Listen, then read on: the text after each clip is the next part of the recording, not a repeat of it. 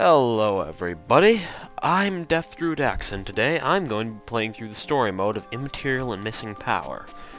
There's a couple different characters we could pick, but we're going to be using Reimu. Now on the right side there, you can see different skills. You can use these skills similar to a Hadouken in Street Fighter by inputting a command then pressing a button. And on the left, you can see spell cards. Now, you can pick any one of these you want. Fantasy Orb's a strong homing attack. It's what I'll use. Evil Sealing Circle's a lot more defensive. Yin Yang Orb is, it's pretty bad for story mode. It's alright in the versus mode, though. And these are just stronger versions. I'm simply going to take a stronger version of Fantasy Seal because that's my preference. And here we are in the Forest of Magic. Why are we here? Well, I'm not exactly sure why we're here, but there's somebody in front of us now, which means we're gonna fight them, because everybody we meet, we fight. That's how this game works. That's alright, though, because it's fun. Well, at least it's medium luck. It could be low luck. Oh, well, maybe it was low luck. Well, whatever. Perhaps this person in front of us is hiding something. Well, she denies any charges, any allocations we might have. And we're looking for troublemakers, and this person, well, tends to be a troublemaker. Oh dear. Well, it looks like we're going to kick off the first battle in the story mode. I'm going to start off by demonstrating some of my skills. Those are homing amulets. Now you can either choose to throw 6 of them or 2 of them. 6 of them cost more energy from your spirit bar, which is lowered from using projectile attacks. Projectile attacks can be grazed. That was a rising kick. It is a physical attack, and even though it is a skill, it takes no energy from the spirit bar. Now, this is a barrier. And if an opponent runs into that, they get stunned. And if a bullet runs into it, it blocks it. Now, you may notice as I use abilities, the spirit bar goes down. If it goes down to 0, then it breaks temporarily, and you're unable to use any kind of projectile ability, and almost any skill. That's bad.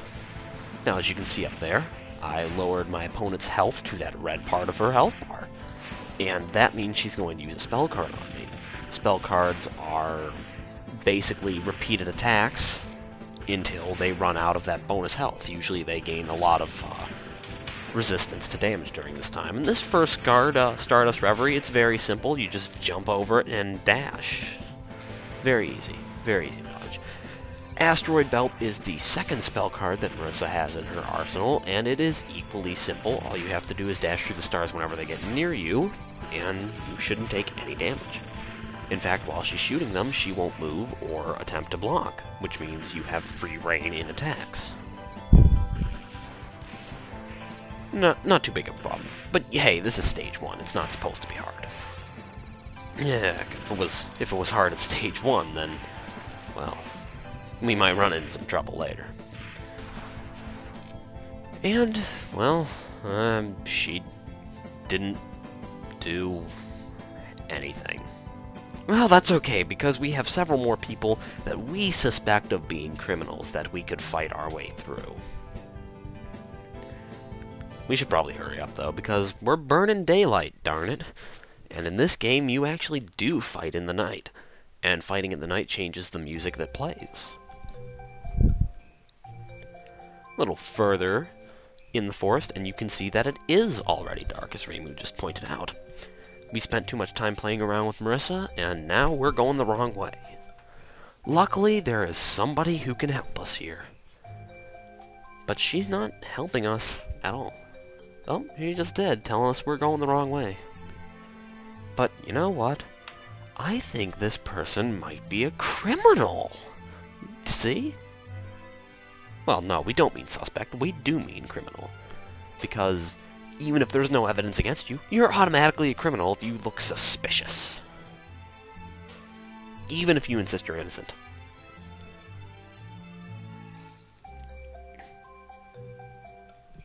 They are very suspicious. Because you see, there's some mist that's going around, and for some reason, nobody's detecting it. And this mist is making people come to parties and gather together. That's pretty serious stuff there.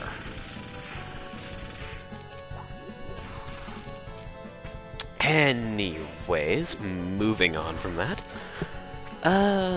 This next battle is not particularly difficult. It's harder than Marissa, but it is also stage 2. Also, don't stand still, or you'll get hit, as you saw there.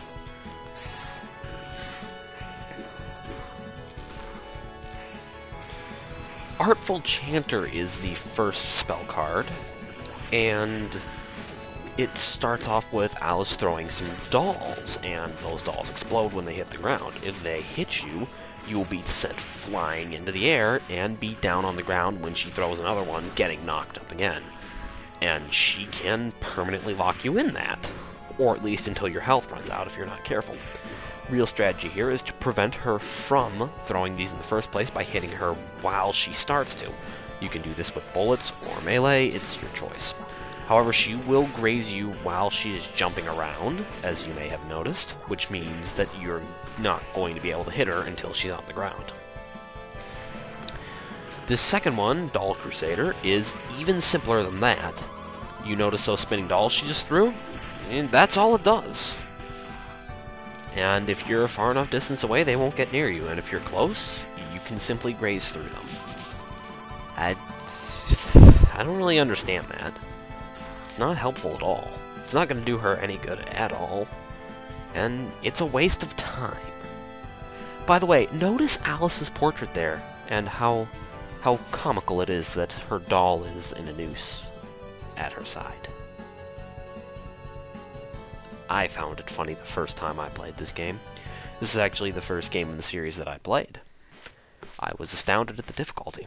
But I'm a lot better now. And you can see we are back at our shrine. And there's not enough evidence. Because this mist is just coming from everywhere, and we don't know what it's doing, really. But, well, there's not really a point. Yeah, well, if you're gonna hide a tree, you would stick it in a forest. Nobody would suspect a tree being in a forest. Well, us? A criminal?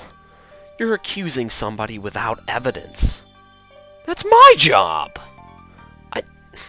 I'm offended that you're trying to take my job. I mean, just because you're the only other person in this entire world that seems to have sensed that anything is going on, just because I'm the only other person, besides you, who senses it, that's not me. Oh, well, now you're threatening me with a blade. Well, I'll threaten you with this, the stick that I have. Yomu is harder than the previous levels, and she can actually be very tricky if you don't know what you're doing. And for a long time, she was the one who constantly drained my lives away with her spell cards. As long as you stay some distance from her and focus on using your projectiles, she shouldn't do too much. Double Pain is her first spell card. She makes a clone of herself, and they start to charge you. The clone's attacks can be grazed, the originals cannot. Basically, your strategy is wait for her to use one of her attacks, either the charge or the combination of slashes, like she just did there, and then you run behind her or in front of her and kick her, or punch her, or whatever your character happens to have. I use kicks because kicking people is fun. See? It's fun. She will graze when she is charging at you and when she is using her upper slashes, so you probably want to use melee. Now, I should take a moment to explain Reimu's playstyle here, because I haven't yet. She's good for story mode. Quite simply. She has a lot of strong projectiles with a lot of different ways to fire them. She has her spread, she has the needles, which are strong in one direction, She has the homing amulets, the blue ones, which is basically like the needles, except a little less damage, and they home on almost perfectly. She has the barrier, which can be very helpful. The teleportation kick, which is great for beating some spell cards. Overall, she's really balanced. She's not particularly wonderful in any one area, but she's so good in every area that it makes her a strong character. The second spell card that Yomu has is Slash of Clouded Inner Eye, where she charges up, and then if she hits you, deals a huge amount of damage. It cannot be blocked. So the strategy here is to either bait her into using it and then get behind her or away from her and then hit with some bullets or a melee attack, or just stay from afar and fight her as normal. If she gets close, then you could either run or use the baiting strategy.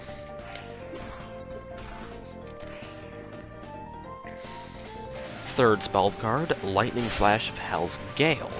I'm not really going to let her showcase it because I'm going to be using my spell card, which is Fantasy Orb. Now, as you fight, you may have noticed that that number in the bottom left is charging. That's the amount of casts that you have. And you can use it without losing any points. And once you finish a spell card, it gets set to 0 no matter what. So you can figure out when to expend it. Yes, she must be behind it. Because she's investigating it, it's obviously her! Oh, didn't do it. Shoot. Well, I suppose we should hunt somebody else then, because obviously it's not her. I mean, she said she didn't do it, so not like she'd lie. I trust this person. I have no reason to distrust her. And here we are inside the Scarlet Devil Mansion. Perhaps we'll find some clues here. Well, that's not nice to just punish somebody based on their looks. Yeah, see? See? Sakuya's got the right idea here. Well, she does have the look of a conspirator, but that isn't the point. You're not supposed to judge somebody based on their looks. How'd we get up here? Well, space-time. Whatever. Now, wait a minute. If you thought the gardener of enemy you've once had could possibly be the villain, why couldn't a maid of an enemy you've once had possibly be the villain? That's absurd. Well, whatever. Yeah, something like this did happen before, and we did attack back then. And if I remember right, we won. Ha, it ended like what? What do you mean, ended like this? It ended as in, we're going to defeat you with no problem at all because you're easy to defeat? Because you have horrible AI and bad spell cards? If that's what you meant, then yeah, that is exactly how it ended. Except back then, you had absurd spell cards. And in this one, you're kind of a joke. Serial Killer Doll is the first one. She will either do what she's doing there and throw 3 barrages, or she will teleport, as she did there, and throw 1 barrage. Now, while she's throwing them, she will not get knocked back or recoil from your blows, which means you can pretty much just unload everything you have. But she also does get increased resistance during this time. Now, something else that you may have noticed, but very few people do. If you look in the top left, there is a portrait of Reimu there, and she has red eyes. Not very red, but somewhat red. And as you may have noticed, her fighting sprite and her portraits in the game all have blue eyes. I'm not exactly sure why that is, but I know she's had different eye colors as the series has gone on. Perhaps that was a beta sprite, because that sprite is one that does not even look similar to any other sprites of her in the game. So perhaps the portraits for the health bars were made early on in development and then changes were made. I don't have an answer, though. Anyway, second spell card is Checkmate. This is a pretty silly one. She'll charge up for a second, then freeze time and either throw knives in the air or on the ground. but if you hit her, it stops. Like that. It's very easy to counter. I'm actually going to let her use her once, just so you can see it. As you can see, not a threat. Last spell card here is Close-Up Cutthroat, and she will throw some ricocheting knives that deal some nice damage on you. But you can just use your spell card, or you can just graze through them. It's really your choice. While she's throwing them, she has increased resistance, as always. But once she's falling, you can run up to her and hit her before she gets the increased resistance again, or gets away from you. And you can continue to abuse this strategy, as I am here. Something you may note with Fantasy Seal is, well, Fantasy Orb, is I get up close before using it. That's so it can hit them more than once. Yes, it did end like that back then. Yeah, you did lose again. It's alright. Well, she's not really a maid only capable of serving guests. She can clean a house pretty nice, too. Most definitely probably not behind it. She sounds pretty darn sure about it. I mean, most definitely probably not. Certainly! Certainly that means that she's not responsible.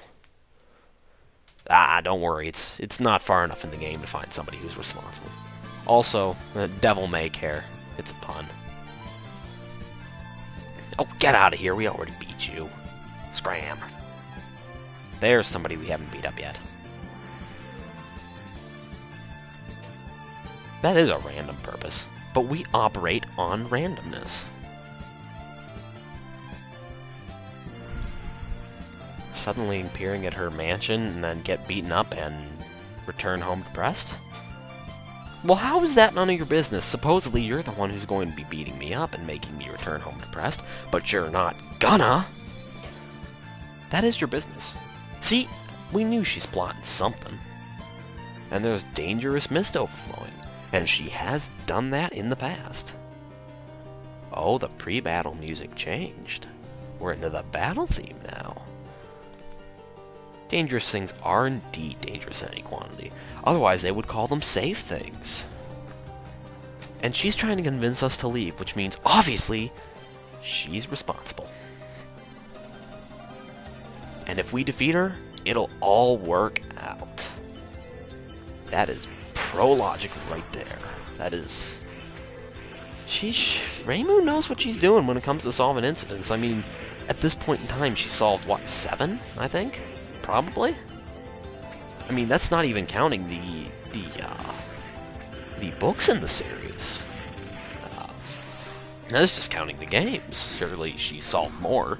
And she's probably solved more than the games show, for all we know. Anyway, Remilia is a strong close-distance fighter, so you want to try to stay away from her. Bad Lady scrambles, she will jump on a wall at a varying height on the wall and then tackle you. If she jumps extremely high, you want to stay on the ground. If she's lower on the wall, you simply jump over and then combo her when she's down. It's pretty easy, but if she starts to hit you, she will lock you up in a manner similar to Alice. Well, Alice's first spell card. So, best advice is you just learn how to dodge it. Second spell, My Heartbreak, which is a dumbed-down version of Gungnir, which is a spell card that you can use if you're using Remilia. But we're not using Remilia. We're using Reimu. She throws a spear, aims it, you can see the little line, which shows where she'll be throwing it, but if you get behind her, she's not going to turn around and throw it backwards, because I guess she has really bad peripheral vision. Anyway, if you just prevent her from getting in a corner and just keep getting behind her, but not too close behind, because if you get too close behind, she will hit you regardless, then, you're pretty set. Now, after you defeat usually 2 spell cards, the opponent will go back into a non-spell, and usually their fighting AI will improve significantly each time this happens, which means this is going to be a little harder for me to defeat than her original form. But that's okay. Something that makes this game unique among other fighters is if you lose 1 bar of health, you don't die. And while that's not particularly unique, it powers you up. It makes your spell cards stronger, which means you can actually learn to strategize when to lose your life. Now I'm going to try to get her to use her duck guard because it's funny. See, she uses her hat as a shield. That's why there's so many hats around Gensokyo, because they use them as shields for bullets. Maybe a person's hat is their hitbox. It's a question. It's a question. Hell Catastrophe. I'm going to suicide here, so that way I can get my second sign before her fourth and final spell card starts. Hell Catastrophe, she has 3 different attacks. There's the one she's doing there, where she will throw 3 seals, I want to call them, at you, and they can simply be grazed through. There's one where she does that, which you also saw earlier, which I suicided with, where she'll do heavy damage to everything right near her. Key to that is to just dodge backwards, if you're too close to her. And she has this third one. Those beams of light are not grazable, nor are they blockable, so you have to be very careful when dealing with them. To hurt her, just wait until she's done attacking, then hit her before she lands on the ground. Queen of Midnight's her final, and I'm not going to let her use it. I'm simply going to pound her before she gets a chance to. Normally, she would jump across the walls and shoot bullets at me and keep knocking me around and make my life miserable. So instead, I'm going to just spam a spell card, which is the best strategy I have for that. What do you mean, what? This is your fault. Which means that you have to stop. Oh, the mist isn't hers. 'Twould seem we've made a mistake. And it's probably night of the second day, which means tomorrow the moon's gonna fall from the sky and kill us all. Wait, wrong game, I'm sorry. No, on the third day another feast happens. And we don't know where this mist is coming from, we don't know where it's going. It's like a dream, almost. It's crazy. Instead, we're gonna procrastinate in the hope something happens. Hey, look, something happened! A person showed up. A person who wasn't invited, I don't think. She probably wasn't invited. But, oh, well, she brought liquor. She's automatically invited in my book. Well, she wouldn't lie about being invited. Oh, apparently she would lie about being invited. Yeah, it's not very nice to not invite the most powerful creature in the world. Even if she is a troublemaker, and we don't know where she lives. She's probably behind it. I'd guess she's behind it. Well, she wouldn't lie about that. I mean, she didn't lie earlier, except she did. Do you really need an invitation to appear to a massive feast like this? And besides, you never even invited her once. That's kind of rude, man. That's not cool. No, you adjusted that while we were arguing. In fact, you adjusted it before you argued. Besides, she wouldn't enjoy the feast anyway. She wants the feast to end. Reimu wants the feast to end, I mean. This is the penultimate battle of Immaterial Missing Power. No matter who you use, except for using Yukari herself or the final boss, you will end up against Yukari. And she is a strong opponent. She has a good variety of melee attacks, a good variety of different projectiles and skills, and her spell cards are a little tricky to learn. But if you know what you're doing, and I'm gonna teach you right now, she shouldn't be too much of a threat. And I'm gonna give advice for all characters with these spell cards, meaning generalized advice, rather than simply giving it for Reimu exclusively, as I have been. Quadruple barriers first. What you want to do is hit her with some spread attacks, some attacks that deal high damage at close range, before she does anything else. And once she starts firing bullets, use some skills or some other projectiles from a far distance. As the bullets come towards you, you can graze through them, and eventually her health will drop. It's not too hard of a card, but it can be a little tricky. Anyway, not much to it though. Manji Parasol of Yakumo is the next one.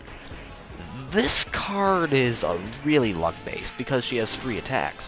One where she fires bullets, one where she charges straight forward, and one where she charges up and then charges forward. And once she charges up, you can't knock her out of it.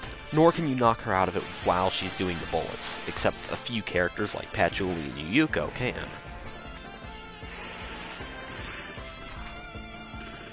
However, if she charges at you, all you have to do is jump over her. If she fires bullets, then you can just graze through them. Mostly it's about learning when she's going to attack, more than anything. Or what attack she's going to use, I mean. And we're on to her second non-spell. No, I'm not really trying to avoid damage. And you probably should, but I'm not trying to avoid it because I want to get my second sign up for her fourth spell card. Because that's the hardest spell card in this game, on any difficulty. By which I mean that it's on Lunatic, it's the hardest Lunatic card. On Hard, it's the hardest card on Hard. And on Normal, which is what we're doing, it's the hardest card in Normal. Unless you happen to have previous knowledge of how to beat it. But luckily for you guys, I'm gonna teach you how to beat it. But that is the reason why I'm not trying to avoid taking damage. If you're playing, you probably should try to avoid taking damage. But whatever. You know, your choice. Whatever. Also, those teleportation kicks are handy. If you have a move like that, because a few people do, like Remilia, then you can use that to your advantage because Yukari's AI is poor in that regard and won't block it usually.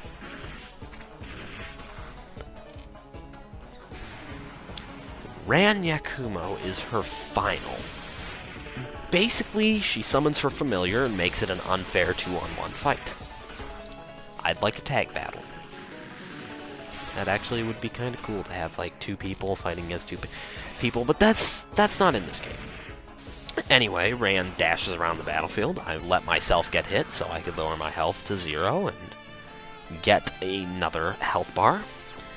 And Yukari will jump in the air and fire bullets. While she's in the air, she's pretty vulnerable to attack. And while she's on the ground, you probably shouldn't bother because she'll graze and block almost anything you fire at her. Dodging Ran is simple. She cannot be grazed, she cannot be blocked, but she's very slow moving, and you can see what direction she's headed in. Also, before anything else, I'd like to note that this theme, Nightfall's Evening Star, is one of my favorite musics in the series.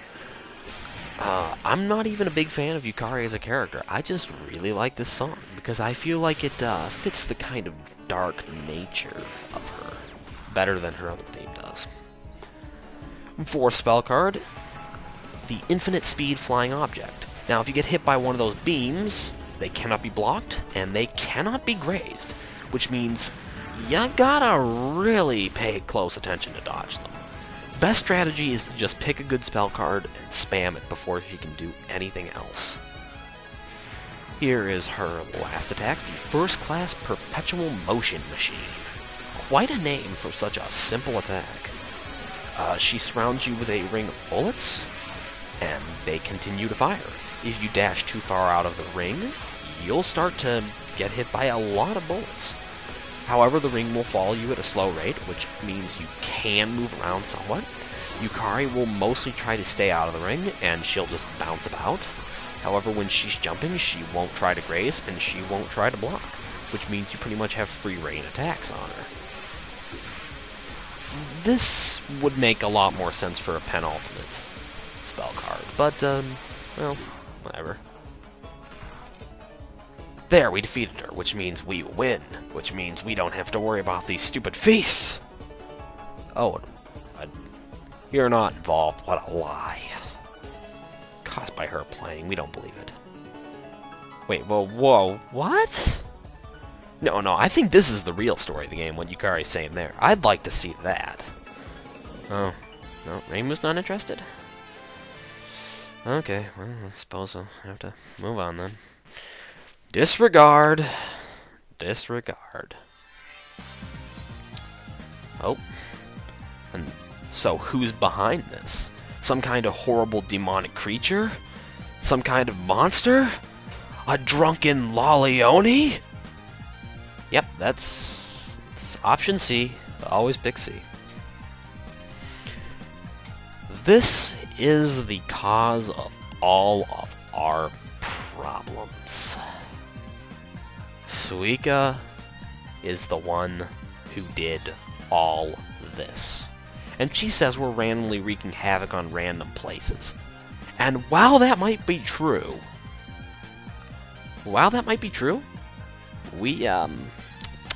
it worked, didn't it? Eventually it worked. Got us some practice before we actually get to this final battle here. Also, the pre-battle theme here is Broken Moon, which is also Suika's theme in Scarlet Weather Rhapsody, the next fighting game in the series. And it's pretty darn cool. I'll shut up for a moment so you can hear it. Wait a minute, the winter's longer, and her favorite flower viewing was delayed and delayed because the spring was short. Which means the person truly responsible for this was the one who stole spring earlier in the year. Which means that Yomu and Yuyuko are the true culprits of this. Well, whatever. Also, as it turns out, Suika was the mist itself, which means the mist was the criminal. Because she was the criminal, even though it was actually Yomu and Yuyuko. But that's not the point. And Reimu's sixth sense hasn't dulled yet, and the must defeat you feeling is probably correct, even though she's had the must defeat you feeling on 6 other people in the past 3 days. But hey, we got to where we were supposed to be, so maybe we were supposed to defeat them. I mean, if we didn't defeat them, would we be here? I think not, good sirs. I think not. Suppose we're gonna have to beat her up then. Unless she's laughing at us and teasing us because we think she is a mere yokai. Because she's actually a which in Gensokyo are supposedly extinct. But, well, she's still around. And there happens to be one living underground, which you discover in a further game, but that's not the point.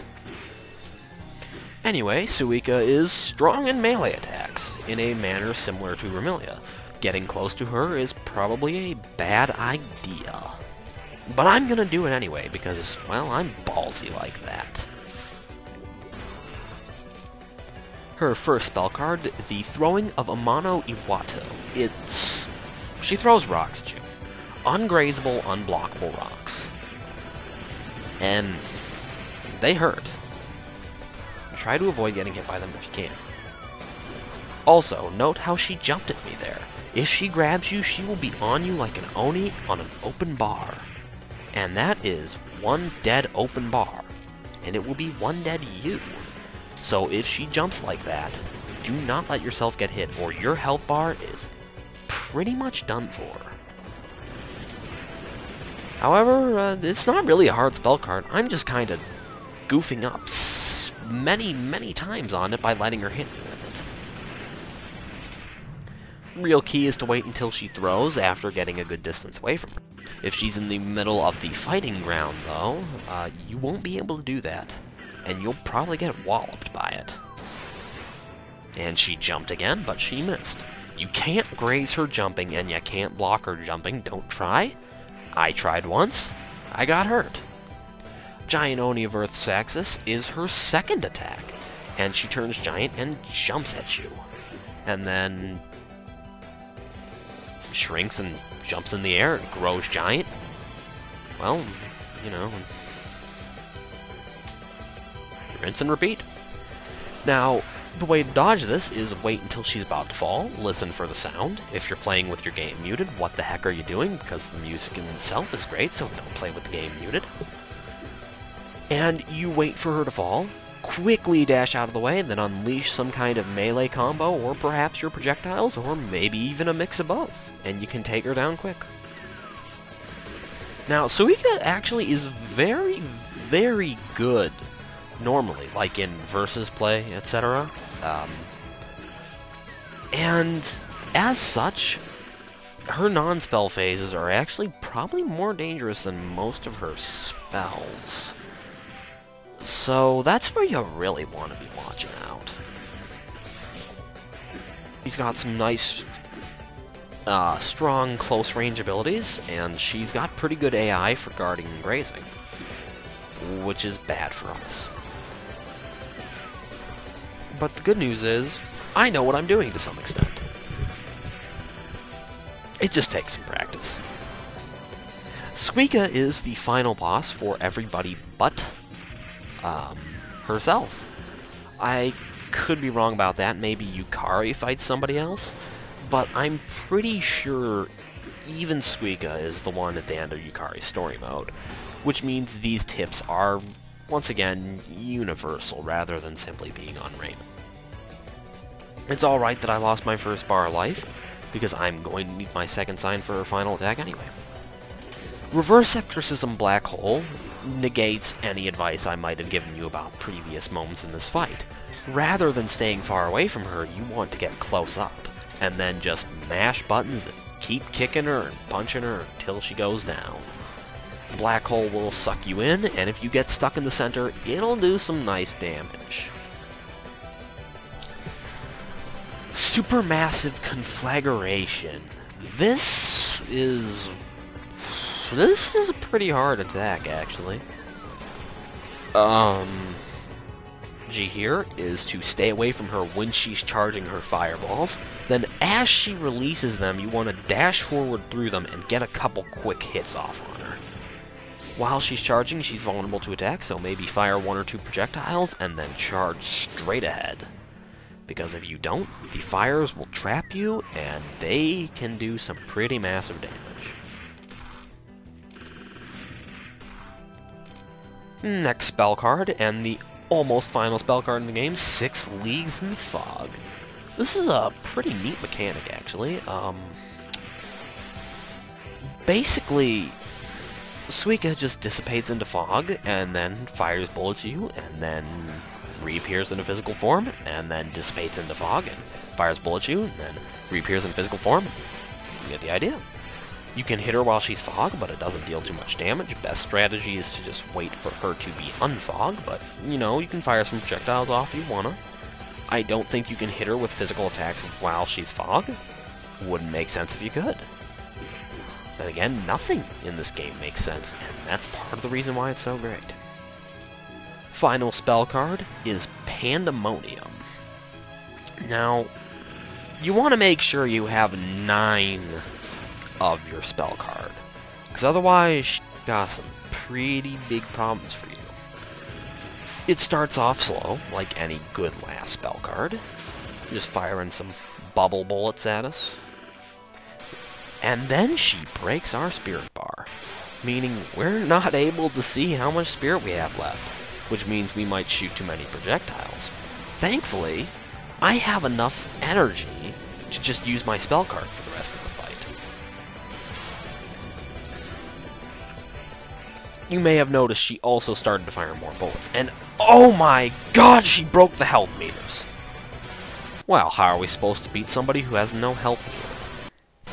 After her health gets low enough, she'll also start to suck you into her, and throw really big bullets that do some pretty massive damage. Almost as much as when she throws you. However, if you have enough of your spell card, you can take her down with no problem. That is all. See you later, folks.